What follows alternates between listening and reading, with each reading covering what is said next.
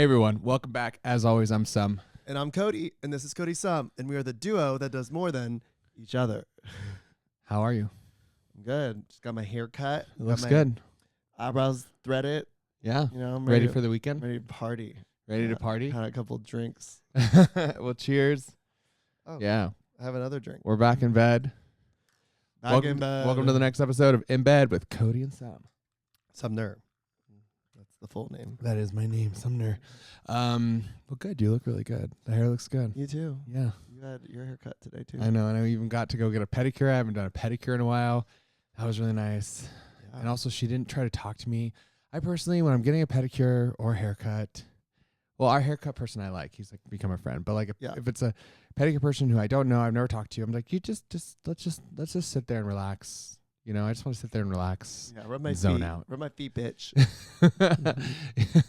But this place we go to, it's called Hammer and Nails. So it's like a nail salon and haircut place that's completely marketed for men. Yeah, it was so on Shark Tank.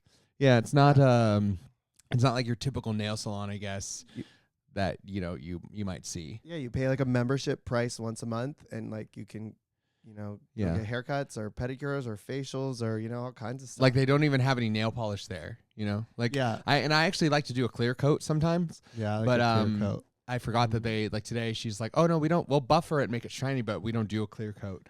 So she's probably like this faggot. Yeah. Sorry, I lost my train of thought. I don't like that word. Faggot. Yeah, I don't like that word. That threw me off. But we took it back. Did we? We owned it. I don't know. We can say it, but I still don't like. We can say it, but other people. I don't like it when other gays say it. I don't like it when gays. I like call me sis. Hey sis. Hi gay. I don't. Yeah. I don't know. I just don't really like that word. I like saying it though. Faggot. Ugh, it's fine.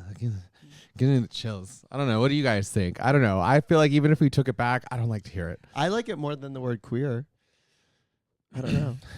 But anyway, on to our topic. I don't know. I don't think anyone says, hey, queer. I know that everyone's like, I'm queer party. I don't know. Yeah. Yeah. You want to say I'm a faggot? Faggot party. Oh, God. Anyway, we're getting off track. We're approaching cancellation culture right now. So there was a time where I was not allowed to drink coffee, but I was allowed to baptize dead people. And then they said sex before marriage was next to murder. And now I do both, but on camera. I'm talking about being raised Mormon. So this episode is about being an ex-Mormon, and you're, an ex-engineer almost. And now we're extra gay. I'm not an ex-engineer, but everyone asks my religion growing up, and I just say I was too poor. My parents had to work on Sunday, and then that's the end of the conversation. And Mormons weren't allowed to work on Sunday. Yeah, we would have been even poorer. So, that's like, I think that's why a lot of people think like Chick-fil-A is owned by Mormons, but it's not. But, Mormons, it was like really Catholic, right? No, it's Christian. It's Christian, I think. Yeah. Catholic, I mean, I don't really care. Catholic and Christian, are they different? Yes. Oh my God. You're going to get us canceled again 2 times in an episode. I'm sorry. Someone's going to cancel me, a gay man who does porn, for not knowing differences between religions. I know. Okay. When some people don't know the difference between World War I and World War II. Okay. Let's debate politics. I would really rather not debate politics with you. Yeah. I don't like debating politics with anyone. That's what area where I keep my mouth shut because I will instantly put my foot in my mouth. I put the effort to learn things that are real. I mean, I just with that, like it goes in one ear and out the other. I cannot retain it. Like I still don't understand. I still could not tell you like what does fiduciary mean? If I'm going to like base my whole life and decisions on a book that somebody wrote, I'll just follow, one of the Harry Potter novels or something. Well, we can get into the books. We can get into we're gonna get into all the books. Okay, so for I guess I want to start with just kind of. For those who don't know, yes, I was raised Mormon, and what comes along with that. So then a lot of times people think like, oh, I'm raised in Utah, which I wasn't. I was still raised in Southern California. There is a strong Mormon presence all over the United States. There's just down the street from us here in West Hollywood, there's the huge Mormon temple on Santa Monica Boulevard. When we drive down to San Diego, right off that freeway, you see that it looks like Elsa's castle. I was gonna say it looks like Elsa's castle that she builds when she's singing "Let It Go." Yeah. So that's there. So And those actually are not like when you go to church on Sunday, those aren't the places that you go to church. Those are like the special higher up parts of the church that you can really only actually go into if you hold a certain place in the church. Or actually you have to be a member. But so for me, what being Mormon, it wasn't just about being at church, and, being just a member. It was on Sunday. It was a 3-hour church session, which included like meetings with the kids, meetings with, your church leaders. And then there was an overall 1.5-hour sacrament meeting with all the members in your city where they did the whole sacrament and all that stuff. And that's not where it ended. Then Mondays were something called family home evening, where you would meet with Mondays. Mondays, yes. It was every Monday. Monday was when my mom and I watched Melrose Place. No, this is when we had family home evening. And so apart from just like waking up and saying a prayer when you woke up and a prayer before you went to bed, family home meetings where you would, on Monday nights, you would get together and you would read some scriptures and you would have a lesson, like, and it was usually just with your family, like your parents and the kids. And would your mom do that? Yes. Could you watch TV? Like after. Okay, I didn't know. Yeah, If it wasn't like an Mondays. You're not allowed to do certain things. Okay. It was just like a good like half hour to an hour, which to like a 5-year-old, 7-year-old kid like feels like forever. Oh my God, I would have died. Yeah. So and that was Mondays, and then Tuesday and Wednesdays, as you become like an adolescent, they put you in something called Young Men's, and that's where like every Tuesday, Wednesday, you're meeting with kids of your age you go to church and you do activities, whether that's like volunteer work, that's like you could play like, sometimes it's like we get together and we play dodgeball or basketball, that kind of stuff. But it could also be volunteer work. And then Saturday, a lot of times, they'd invite us to like voluntarily clean the chapel, and then it'd be Sunday again. And so it's like they really spent, and then once you're in high school, they do something called seminary. And that's where you get up 2 hours before school starts, which is already at freaking 7:30 in the morning. Barely made it to school, and I live 10 minutes away. Yeah. So school starts at 7:30 in the morning. Sounds so I'm waking up terrible. at 5 to go to what's called seminary at 6 and do like an hour-long lesson with kids my grade at church. And we're learning about scripture, and then we're going to school. So like this wasn't just you go to church every Sunday. It's like your whole life is being Wait, Mormon. so you were at the church a lot of times without your parents? Yes. Like, even if I was religious, with the way the world is and seeing how much sexual abuse is happening in these churches, I would not be sending my children to these churches without me. There is no way in hell that would happen. I will say that. Granted, you don't hear that stuff about the Mormon church. It's a Catholic church. That stuff, stuff doesn't necessarily happen with church leadership, from what I'm aware of. But I think with the Catholic church, you hear like the pastors or whatever. Right. Yeah. But I think some of that has to do with those people has to be like celibate for, not that this is an excuse, but like those people has to be celibate for their lives, and then they're they have a lot of sexual energy built up. But that's not to say that like sexual disturbing. abuse doesn't happen in the Mormon church. I think sometimes it can, like I've seen it. I heard of it happening with Mormon families, and I think that Mormon families tend to brush things under the rug. Like that, like they're like.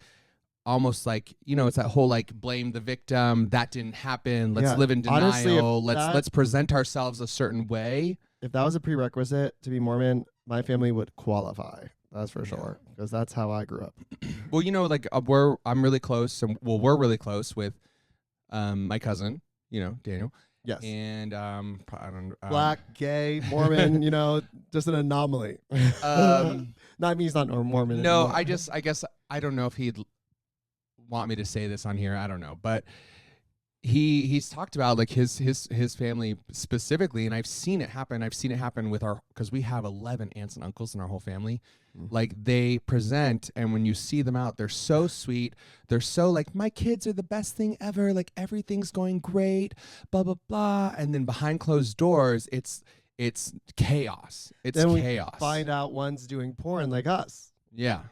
Ah. So it's a lot about the secrets, it's a lot about the and the lies, the secret lives of Mormon wives, which is another thing that we love and wanted to talk about. And I guess we can kind of segue over there for a second, because we are really fascinated with that show right now, and it's got its own perspective. I'm just fascinated to talk about this in general, and I'm not even involved. Yeah, because I didn't go into adulthood being Mormon, so a lot of my memories are from childhood, because I did get excommunicated at 17. You didn't go on your mission. I didn't go on my mission. You didn't go to Korea and no learn K-pop and stuff. no. But I still love. I mean, we love watching that show. Well, yeah, but we love that show because they're so like going against the grain of Mormonism. Well, half of them. Some of them pretend to be pure Mormon, but they're just a new generation of Mormon, and I think that's kind of what they're trying to express. But honestly, at this point, it's not even about the religion. They are just catty girls. Like, they're all fake as fuck. Like, it's great TV, get their coin. So appreciate it. Entertaining to watch. It's fair. But at this point, like the first season, there was a lot of Mormonism involved. Mm-hmm. And now there's we're barely talking about being Mormon at this point. Oh yeah, because there's just so much backstabbing. Now and it's just stuff now we're going just on, now we're just in the families, and we barely are talking about being Mormon.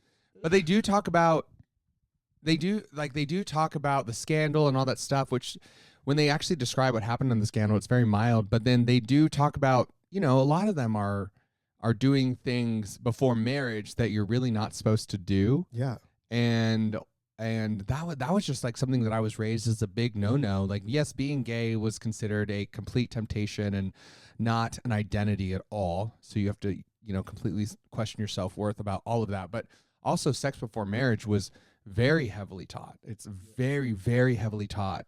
Like, I think more so than a lot of religions, profusely, that is a big no-no. And that's why so many Mormons, they date for like 2 months. Like, I have a lot of Mormon cousins. Yeah. They dated for less than 2 to 3 months, and they're all of a sudden engaged, and they're married at like the 6 to 8 month mark. And they are baby making machines. Yeah. Like, literally, we went to your grandma's funeral in Salt Lake City in like 2020. 2020. Yeah. And none of those girls had babies, and now they each have like 3. It's like the craziest thing I've ever seen. But you know what's really funny? I grew up in like rural Pennsylvania, Amish country Pennsylvania. I am not Amish, but I grew up around the Amish. And there was one girl in my class who was Mormon.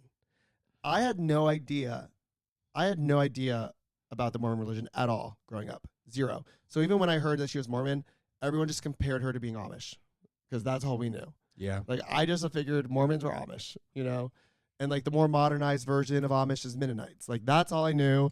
And there's Catholics and Baptists and the Zion Church, and Mormonism is pretty much non-existent where I'm from. And I actually learned about Mormonism when I became gay, because so many gay men were Mormon. Isn't that weird? They're so against homosexuality, but the reason I learned about Mormons was because I came out. Well, which is such a crazy thing to think about, because like I learned it because of gay men. You know what? They're like producing gay men as fast as they're producing. Well, you know what I'll say about that perspective? I think it might feel like that more so because sometimes when you're, like Christianity is such a big religion, but there's so many people that I identify as, but they're not like at church every Sunday. Like if you're Mormon, like you're Mormon. You know what I mean? Like it engulfs your life, and I think people view it as a cult sometimes. Yeah. And that's because like the things I just described, it's not just church on Sunday, it's all these other things. And I think that's why even now when we meet people who don't know that I was raised Mormon, and we tell, like, it just gets brought up, they're like, "You were raised Mormon?" Like they're so fascinated by it. So it becomes almost like it's an identity thing. It is. So I think like that's almost why it feels like you're meeting lots of gay Mormons, but percentage-wise of the gay Mormons you meet versus like just gay Christians or maybe gay anything else, it's probably not that much different. but it just feels like that because Mormonism is such an identity Is it? to people Is it? that are Mormon and Is it- raised Mormon. So right? I don't know. That's just a thought. I went to your. How do you feel about this when I meet a gay person and they say, "Oh, I was Mormon," and right away in my head, I'm like, "Oh, that's why you're like that." Is that like? Do you think that's like a negative or a positive?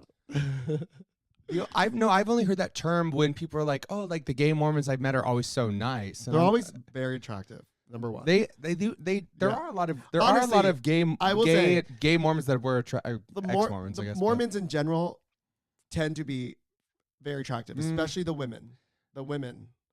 Okay, Well, I I mean, the differ women. on that. The women I've met. because you're comparing it to the Secret Lives of Mormon No, Wives, but also and your, they are an anomaly. But also your family. Like most of the girls I met are attractive, like your cousins and your sister, and yeah. I mean, I'm not talking about like the older women. They're beautiful older women, but really digging myself a grave right now. No.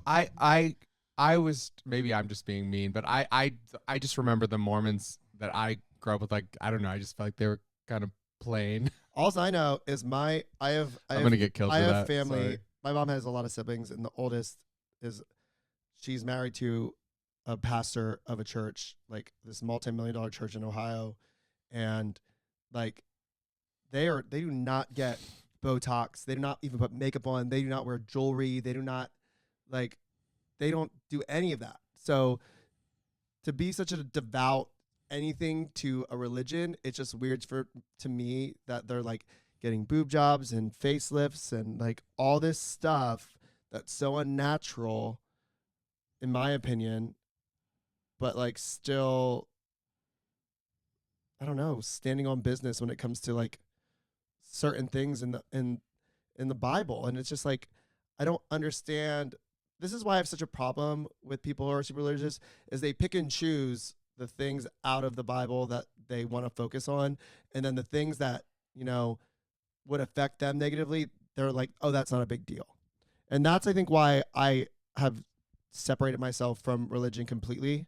Granted, I didn't grow up with a religious family, so I mean, I can't really compare to like you or any of our friends who like grew up or who went to church every Sunday or whatever.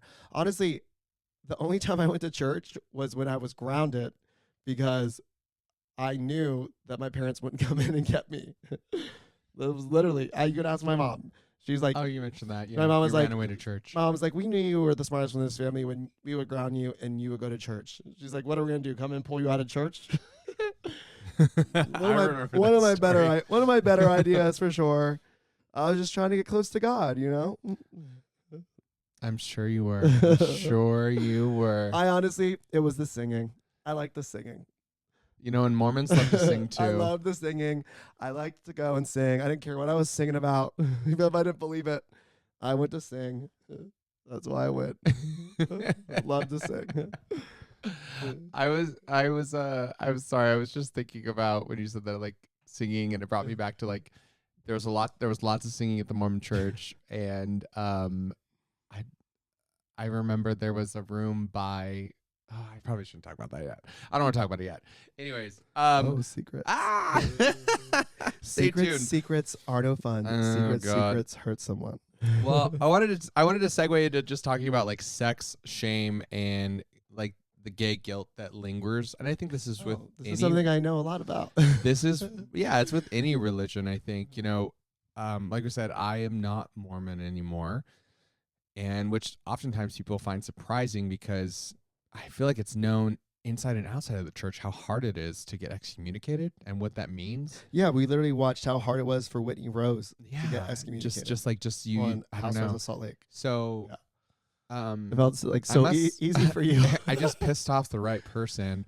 I think you should wear it as a badge of honor. No, I do. I actually. I think we should get that letter. I'd frame it. I do want to get the letter framed. What I did find out, and I never did it, was I called the Los Angeles temple where they hold all the records. You called? I did. Like recently?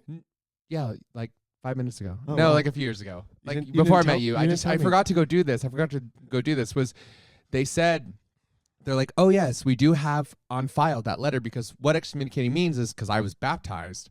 When you get excommunicated from the Mormon church, it means that you are no longer baptized. Like, I can walk into a church and go to church, but I'm no longer considered a baptized member. So they do have on record the letter that they sent me saying that my records were being removed from the church, which I like lost because they sent that to me when I was 17. And you're probably like, fuck this. I was, no, I was question. I was more just like whatever about it. Yeah. My mom actually cried, and my mom didn't cry because I got excommunicated. And this is why I love her, rest in peace.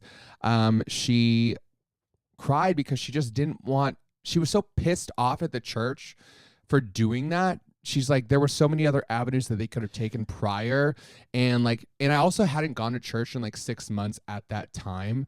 And she's like, in her mind, she was just sad for me because she just didn't want me to be mad at the church. She didn't want you, it wasn't even the church. She probably just didn't want you to be mad at whatever higher power you could believe in. And yeah. No, and also because my mom had a time where she didn't go to church for like a decade, but like she just didn't want me to be upset with, having that connection to the church, and then more so, I remember like listening to her call church leaders, be like, why did you not just leave him alone? Like but she never once came to me and made it seem like it was my problem, and that's why I love her for that. But I don't know, but so that's I do have access to the letter. I do have access to the letter. I have a father who's like, you're not my son, get a DNA test, so that's a good parent. Yeah. Fuck you, Dad. You suck. Screw that. Well, you just did your I did do a DNA test. You did do your DNA test. I can't wait to take a photo and send it to him and be like, I hope you're ashamed of yourself. Because, granted, if it would come back, that was a Christmas gift from someone, right? I got it at White Elephant on our friends. Yeah. Our friends Yeah. Honestly, if it would come back and it would say he's my father, that would be the best feeling in the world. Because my dad is trash. But we're gonna go back to the Mormons. No, it's fine. I love segueing. Yeah, let's segue. I mean, he made his bed. He doesn't say he buried his grave, but that's not the right saying. Fiduciary. I'm gonna bury his fiduciary. grave. I'm gonna take a piss on that grave. Socialism. No. So I wanted to tell this very quick story. Like, I don't know if I've ever told you this, but like even self-pleasuring as a teenager or as a person is considered a sin. I don't know if you told me. You either told me or I learned it from Secret Lives of Mormon Wives. So you're not supposed to do that. And of course, my God, you do that a lot. Of course, when you turn 12 and all of a sudden you're like, whoa, hormones, whoa, things are. Yeah, and you have a big dick, so you're probably like, what am I supposed to? You're probably like, what am I supposed to do with this gigantic schlong? Things are really filling up. So I do remember constantly, of course, because once all those feelings come, I mean, I remember once you get erect, you have to come to get it down. I did. We should talk about the craziest places you had to like actually get off as like when you're that age because you don't have a lot of privacy. Oh my God. I don't know if that's appropriate yet. I actually came in a place that's so embarrassing, but I didn't know that I came. I didn't know what was happening. But then when I got older and realized what happened, and I was like, oh my God, I did that there. That's so embarrassing. Well, actually, for me, I orgasmed.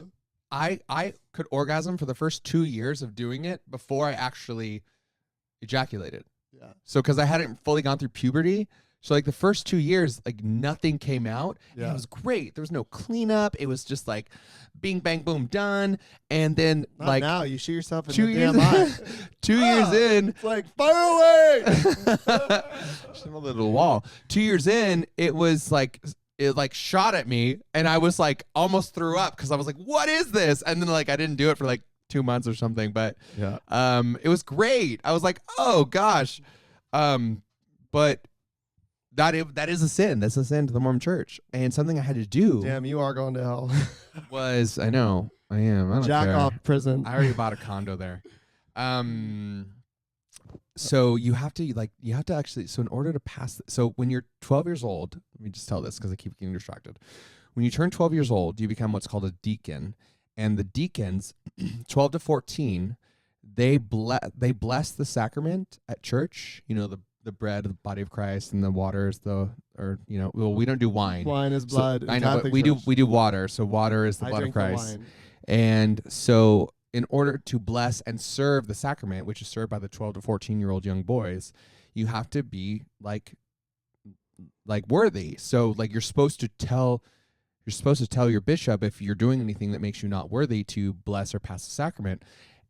Or take the sacrament. Like when you're passing out the sacrament, sometimes people like skip it over them because you're not supposed to take it if you're not a member or not worthy or whatever. Oh, I know. I wasn't a member of the Catholic Church, but I would still drink the wine, and then I would get yelled at. So there was a time where I was doing it frequently, and I thought I was sinning. So I had to tell my bishop. Like imagine. I mean, you were sinning. But you're a 13-year-old boy talking to a 40 to 50-year-old man, being like, "Yes, I'm masturbating," and he probably masturbated. Like this is just like the thought of it. Looking back is just like this is not appropriate.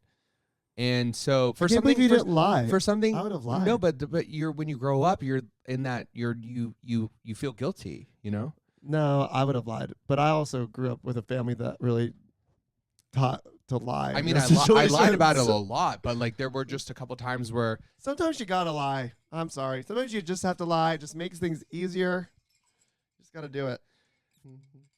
I mean, I don't disagree, but there are some things that like hurting people, like a friend's feelings, or if your mom's like the time you masturbated in their bathroom during Thanksgiving. Did you come in that? Did you wear your jacket off in the bathroom? No, I wasn't. Like, you know what I mean? Why would you?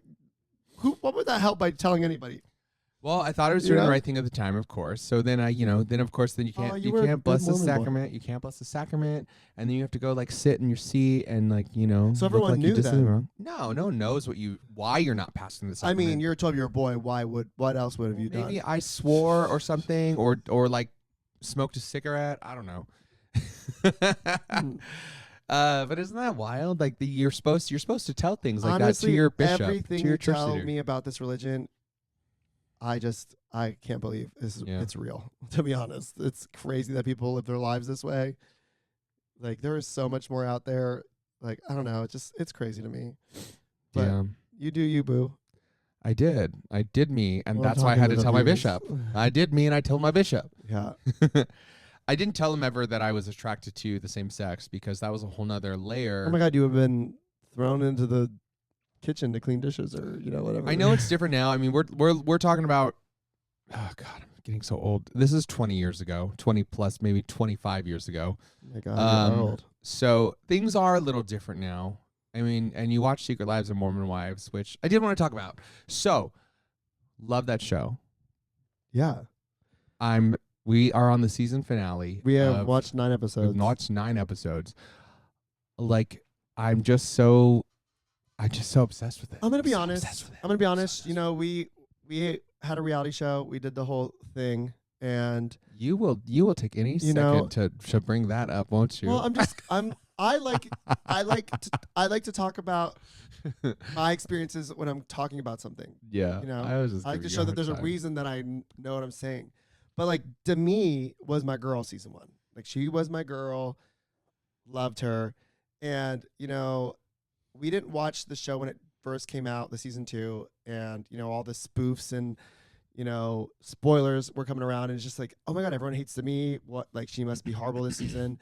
And yeah, she's doing some shady crap, but like she's obviously standing on business. She's there for business. She's there to make money. No, she's doing shady crap. But she's doing shady crap. But honestly, I don't completely disagree with her. I'm sorry. Mm-hmm. I like Taylor Frankie Paul. I think she's great. I think some of the shit Demi's doing is fucked up, but it's like, yeah, it's fucked up. Nothing Taylor's doing is fucked up. I just don't. I mean, Demi's like, let's all support each other by kicking Taylor out. The swinger scandal, like now that there's other girls involved coming on the show and talking about it, it's like, you know what, that was really messed up, especially knowing how strict the Mormon community is, like her blasting everyone's business and naming names. Like that's a little messed up. Like I don't know, that's a little fucked up if you actually think about it. I guess when they describe what happened, like the swinger scandal was they would sit on each other's laps and make out with each other's significant others, and then they would have sex in the same bed. They had bed. intercourse next to each other, which that's like a Tuesday for me, baby. I know. No, I know. It's not near like they make it sound so terrible. They make it sound like, so terrible. The shit they're doing is like what we did in high school. Like, not a big deal. But I just what I'm saying is, yeah, Demi's doing some shady shit, but I'm not like completely like, oh, you should be an outcast. Like, I'm not just totally on that anti-Demi train. We haven't watched the finale yet. I'm not anti any of them. No, I think they're all doing perfectly classed. They're all doing fucked up shit to each other. They all have amazing moments. They all do have good hearts. Yeah. But they all do crazy ass shit to each other, and it's so entertaining. But I will say, and I don't think she'll ever see this, but Miranda, you're my girl this season. I was so skeptical of you coming on because I thought it was a clout thing, but like, no, she's my favorite. She's killing it. I still don't know if I can get behind Whitney, because Whitney feels so like that person, like that ex that screws up so bad, and they come in just being like, "Oh, it's fake. I'm changed." No, and they just expect you to forgive them right away. Yep. And when you don't, they're like, "Oh." It's like you have to earn that gradually over time, and she's like expecting it right away, and that gives such like sociopath. There are two people this season who are back to get redemption and fix their reputation, and they're doing it in a way that is so obvious and it seems so fake, and it is Whitney and it is Jen's husband Zach. Like, they haven't, in my opinion, learned anything. In my opinion, it looks like deep down they don't feel like they've done anything wrong. They're just saying the things that they think they need to say to like get more liked better. Yeah, Zach wants to blame all the girls. Oh God, he wants to blame all the girls. I will tell you what. I mean, they have been actually awful to her. They are trashing him. Oh, sorry. No, I'm just saying they have been awful to Jen, but like, he did not help that situation at all. Like that original lunch that he had with Demi and Jesse, he went into it trying to defend himself, and he should have just been like, Jen's not here to defend herself, so we're not going to talk about anything about what Jen said. We're going to sit here and address what I said about you, and I apologize, and let's move forward, and let's drop it. The fact that he let them talk about his wife, and he talked about and gossiped about his wife when she wasn't there to say her piece, I think was totally wrong. Well, it's that's where it went sideways. Honestly, like, they're trashing him, making him look so bad, but he played them like a fiddle. He did play them. He literally got them all fighting amongst each other. So who is she gonna run to? Him. She's gonna run to him because he wants to rescue her. He got all you mad at her, and like he made you all look like fools, like literal fools. The manipulation game with him, it's insane. It's insane. He's terrifying. He looks like a serial killer. Yeah, I haven't put my finger on it quite yet, but he looks like some animated character from some Disney something that I cannot put my finger on it yet. Like some bully in some movie with like the big face and that beady mouth. I don't know, just I can't put my finger on it. The guy who fucked over Anna in Frozen. Like, acts all sweet and innocent, but he's actually just vindictive and piece of shit. Yeah. I know Taylor's has her crazy moments, and I do disagree with her blasting them on social media about like the CMAs. Yeah. Like it was just a classic. Your feelings are valid, but your reaction is not valid, and she needed to just own that her reaction was not valid, and just apologize for that. But I don't know. I think Demi is going too hard. Demi's going too hard. And she's going too hard. I feel like it's aggressive. She's just not being very supportive.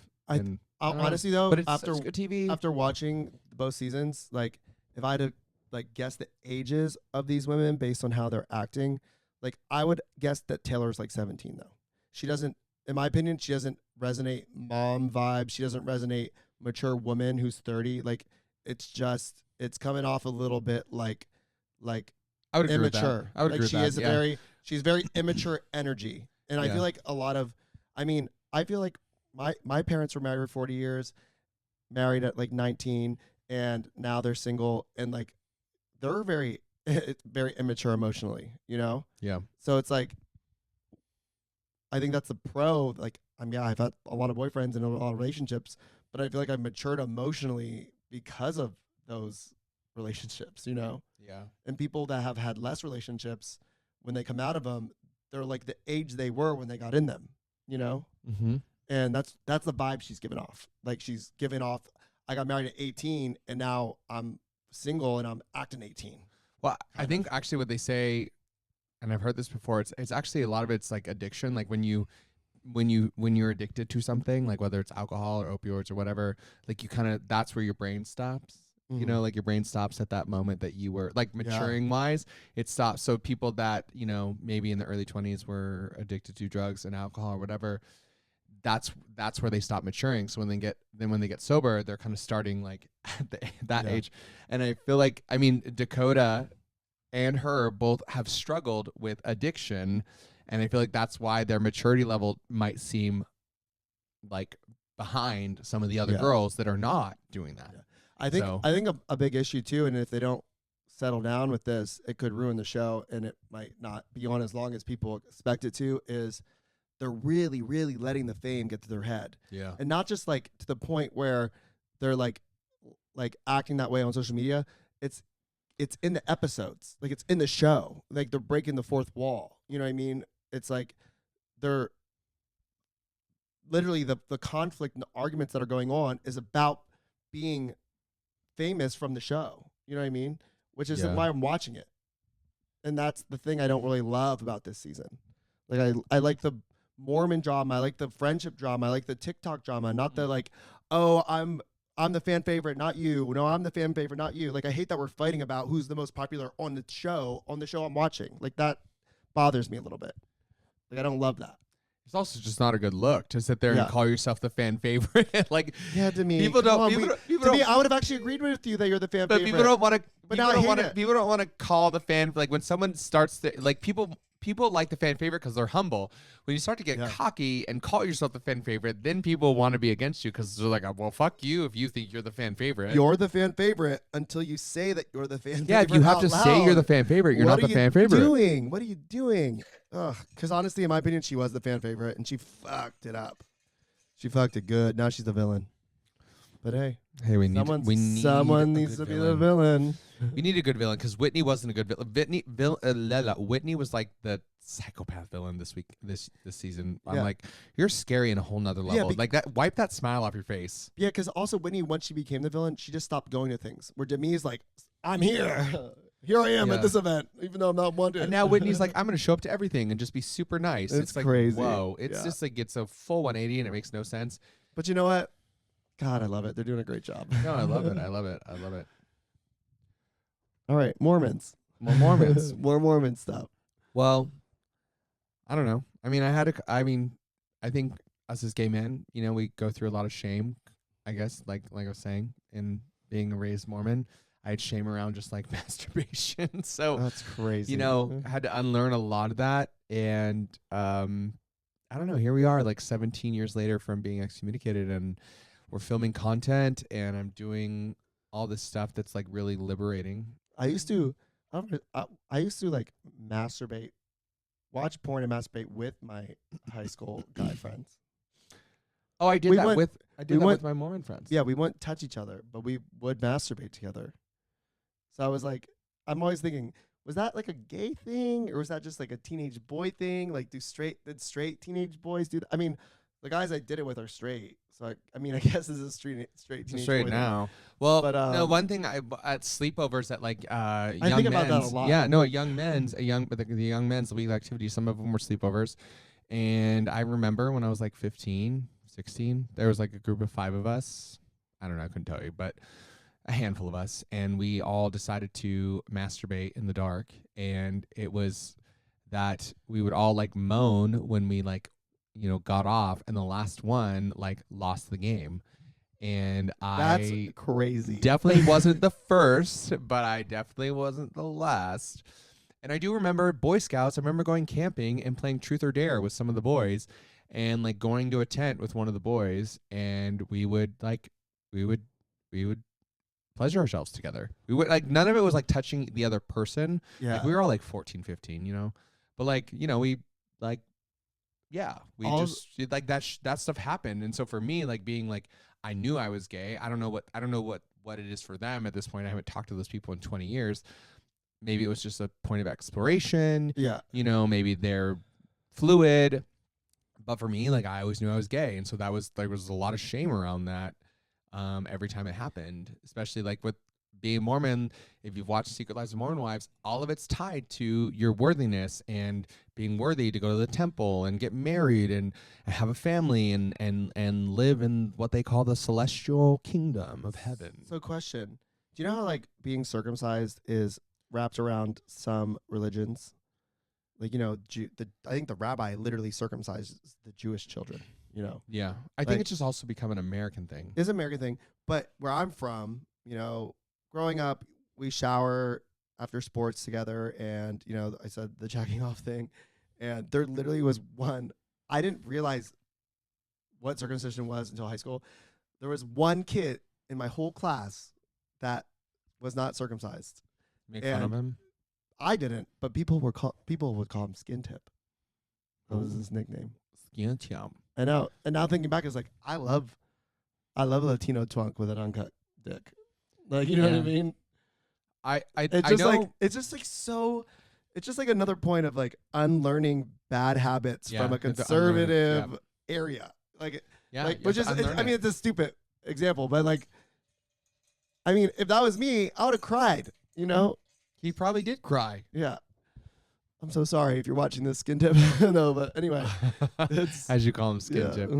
But whatever. Oh my gosh. I appreciate a Skin Tip. Well, let's play a little game. I love games. Let's play a little game. Let's lighten the mood a little bit. We're going to play a game called Mormon Mythbusters. We're going to play a game called Mormon Mythbusters. So I'm going to describe some Mormon beliefs and or scenarios, and Cody's going to tell me if they're real or not. Okay? Oh my God, this is going to be good. Okay.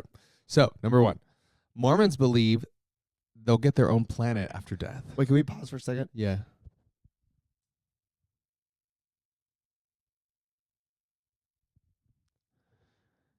I have to cut this. What segment are we on? 45 minutes in. Okay. All right. Okay, go ahead. All right, we're going to play a game now, lighten the mood. It's called Mormon Mythbusters. So I'm going to read a list of Mormon beliefs, and Cody is going to tell me if they are real or fake. Okay. All right? Perfect. You ready? Yes. All right.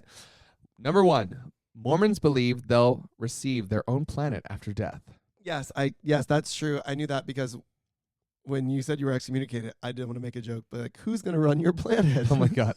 Yes, it's called Exaltations, and it's based off early teachings. I do remember growing up taught this. You do have to be admitted into the highest level of heaven. So it's for the most righteous of righteous will get their own planet like Jesus. Well, my religion that I follow, I get my whole universe. So, Okay. you know, catch up. Yeah.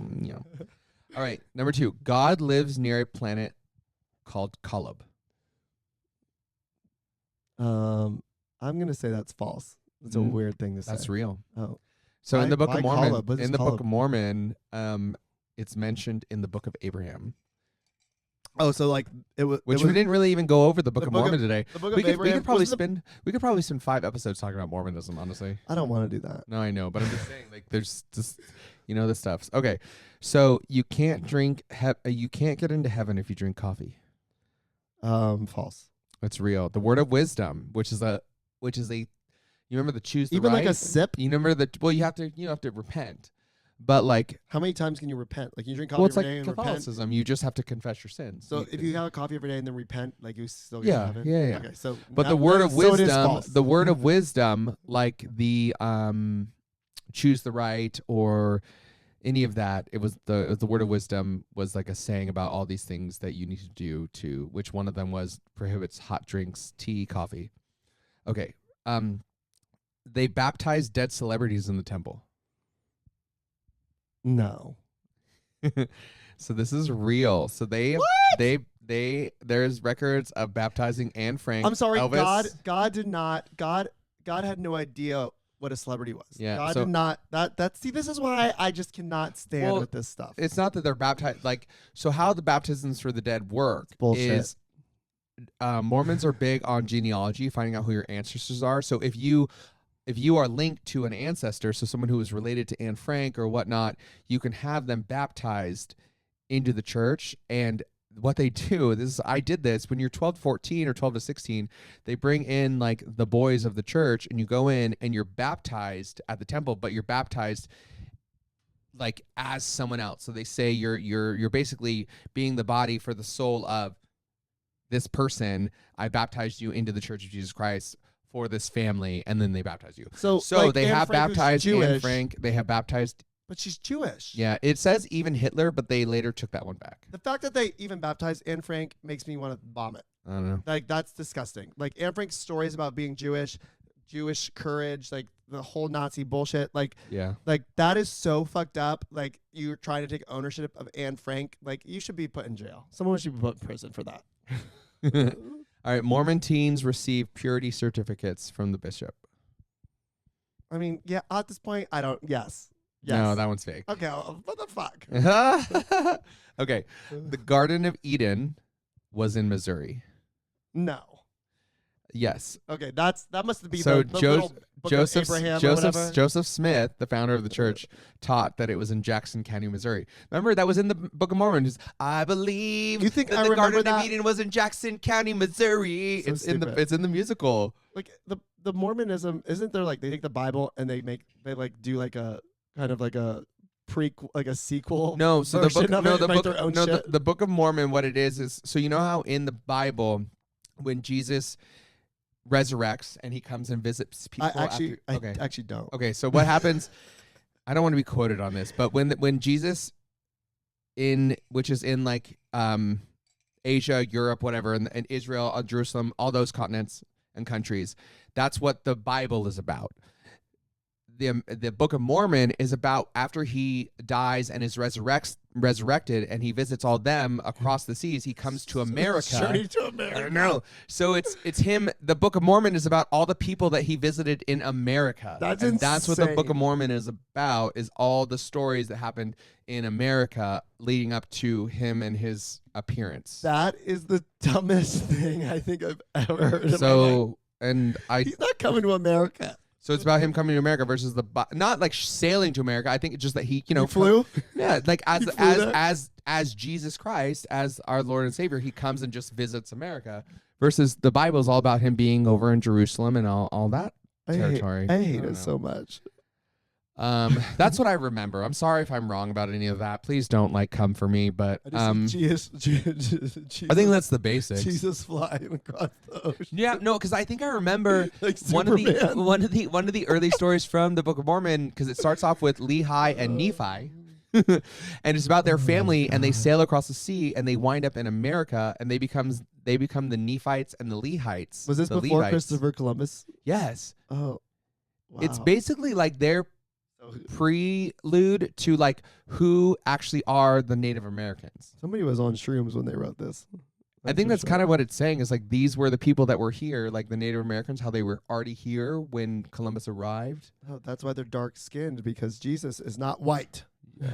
So, again, I really don't want to be quoted on any of this. I'm sorry, but like that's what I remember. We're not an educational podcast. But the Mormon book talks about all the people that sailed to America. Mormon book. The Mormon Book of Mormon talks about the people that sailed to America, and I think that's who everyone who was here, before the Europeans came over, and the Book of Mormon leads up to Jesus coming to America.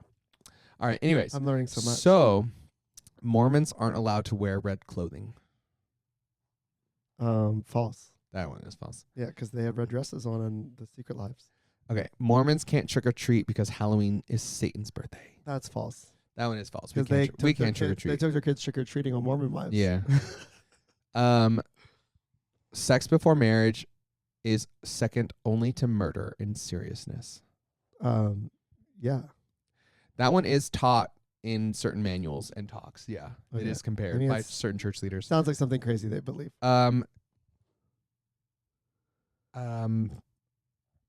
Black people were not allowed to hold leadership or the priesthood before 1978.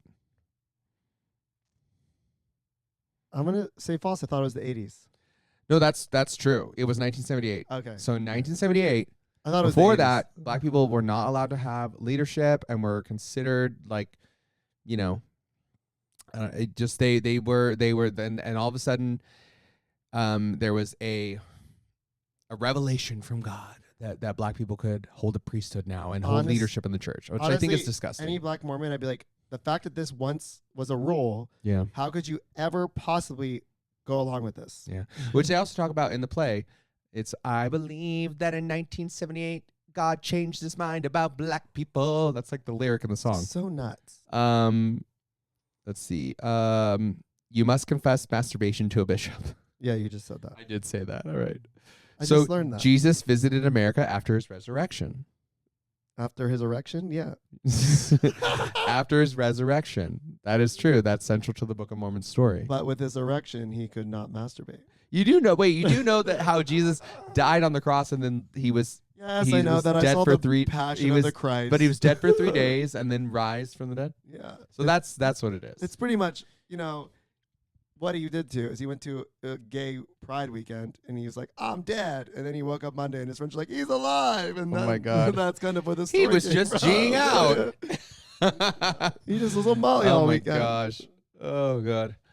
All right. Well, if you haven't stopped listening by this point, let us know what you went through growing up religiously. If you have any interesting, I would love to hear. Not if even we have- religiously. If we have normally. if we have any Mormons listening, I would love to hear some crazy, interesting Mormon experiences that you went to. Send me an email, send me a message on Instagram, YouTube, wherever. I'm gonna find them. I'm gonna respond to them. I want to hear. Hopefully we didn't put our foots in our mouths today. We tried to keep everything. I'm sorry. accurate. I drank a little bit, so I was trying to make it Well, we upbeat mean well. and You fun. know, I was raised Mormon, so I went through all this. I just so need a don't come little for me. religious education, Yeah. and I need to stop making jokes about it. Well, that's all we got. Thanks. We'll see you next week. Bye.